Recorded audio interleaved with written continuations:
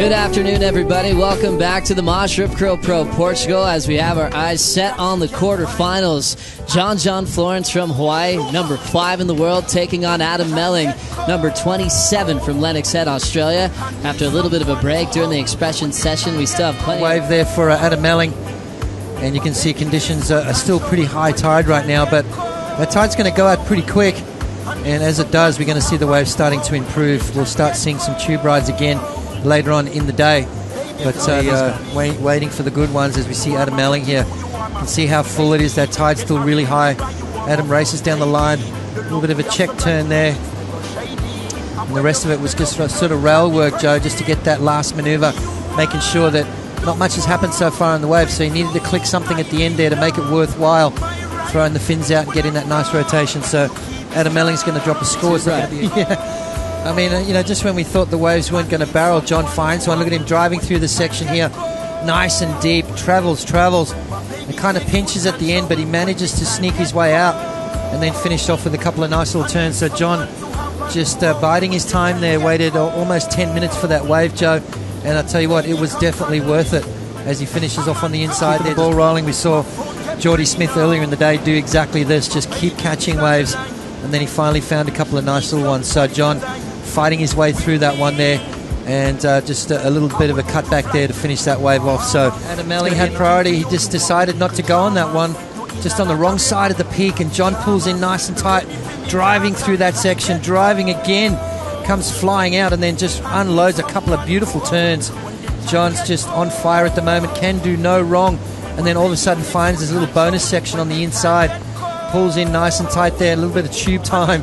I would have been happy with that end section, Joe, as he finishes off with a couple of turns again, just to stamp that authority and make those judges look at a replay. We had Adam Melling take off on a wave during the break. Yeah, Adam Melling's going to have to dig deep here, Joe. He's got to really fight to get himself back into this heat, and that's a great start there, just maximising time behind the curtain. That's what the judge is going to like as he brings this one through. You can see the energy he's starting to produce now. He knows he's got to crank it up. Yeah, I'll tell you what, look at Johnny. He takes off on this wave here, gets a nice little cover up just to kick things off, and thought, you know what, that's not enough. I've got to do something special. Bang! Flying up high, lands backwards, and manages to come out of that there. Standing up, did he have control, Joe? It's going to be touch and go whether the judges are going to give him that one, but let's have another look at a different angle. Very reminiscent to Kelly Slater's there in New York as he comes flying out the bottom of that wave there. Almost impossible. John Florence is absolutely put on a clinic here today, already posting a 10-point ride this morning, and look at that air. That was huge, Joe, as he lands in the white water, somehow manages to hang on and pops out the bottom. Now, just the awareness, the ability to be able to do that is just beyond. Well, seeing where he's landing too in that impact zone, there's so much turbulence. Those massive scores in that range. You can see him dragging, pulling into the barrel. Nice and tight, traveling there. Beautiful little barrel there from Adam Melling.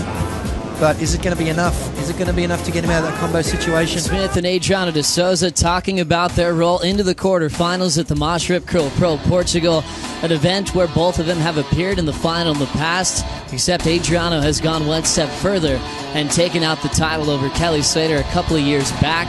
Both sitting in a similar part of the rankings. Adriano surfs better when he keeps busy. You know, when he waits too long, I think he kind of almost makes too many mistakes, but he likes to get out the blocks firing. He likes to get that first wave.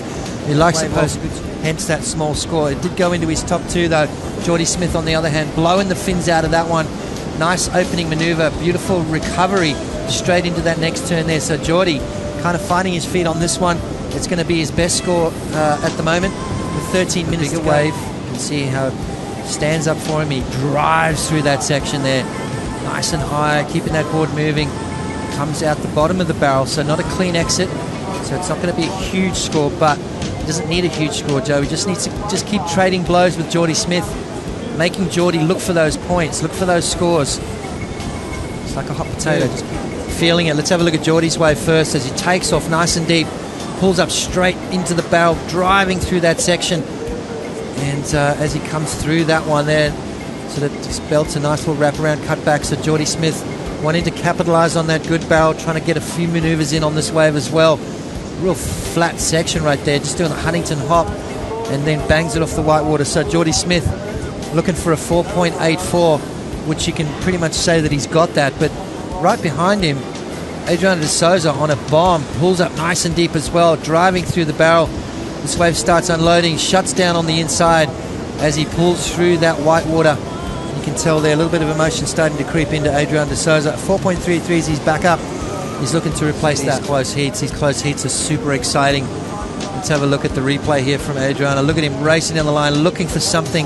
It's not going to happen. He pulls through the back. So one step closer to crowning a champion. Pat Parnell along with Holly Evoloko, Ross Williams as quarterfinal matchup in the water right now. Josh Kerr up against Kai Otten, an all-Australian affair. Florence, the wave whisperer, has a way with it as Kai Otten, well, he fits his frame into the barrel, no problem. That was involuntary commentary there by the big South African. He got a little irritated watching Kai Otten sneak right into a barrel just when he was saying, hey, there's no barrels left to blow. And this wave's even better. They got a nice hollow section there, almost standing tall. Again, he didn't have to come out the side door. Judges will like that clean exit and then a little wrap to boot. So, you know, I don't think this Josh to see all these little scores drop. Another score for Kai Otten. I don't think, again, this is not going to be massive, but he's in sync. You know, he's staying busy to really make that wave exciting. You know, this barrel, with the tide still being just a little full, it's not as hollow as it will be later on this afternoon.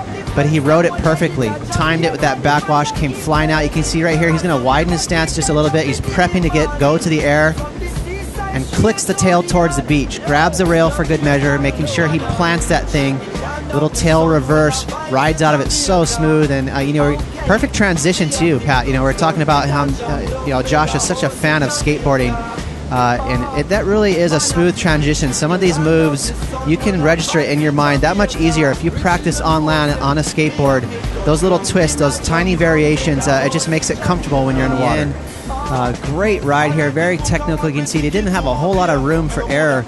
Not one of the bigger waves we've seen this afternoon, but look how hollow it is. Now that it hits that inside sandbar, the wave squares out. You can see them kind of weaving through that almondy section. Back now to Josh Kerr's wave. Well, Josh, so fast and light-footed, throwing down a nice, quick layback snap and then into a tail-free blowtail there. So another sort of almond-shaped barrel. I don't know how high that'll go with the judges. Finishes off the clean floater. He was battling back, just couldn't find the nugget that he needed to get the 6.5 and move ahead. As we take a look at current number 3 in the world, reigning world champ Mick Fanning and Felipe Toledo. He's already looking at the third one and got ahead of himself. Nice little snap right here. Tons of speed. He came out of it so excited. You could see that pep in the bottom turn. Right here, you could already see he was looking to get the weight on his toes. He's just trying to hit the lip and the wave spit in his face. But take a look at this tube ride. Pretty almondy shaped barrel. There's still a lot of tide to move out. But you can see he navigated just pretty smoothly through that exit. Got just a little hung up on that first snap, so not a whole lot of merit in that score-wise. But I tell you right, watch a spit blow in Mick's face. Amazing he had the concentration. He's the veteran. We know this is the rookie. He's going to make these mistakes. But right now, Felipe's doing that. You know, he's pushing way too hard. You can see he's really relying on those slidey turns. And right there, that was not the barrels we've seen all event. And right here on cue, he waited for a good 10 minutes for this wave. Late drop, just getting underneath the hood. Big pump. He was so deep on that. I guarantee he touched the foam ball. You know, there was a good chance he was not going to make that barrel. That's how deep he was. Got a little stuck.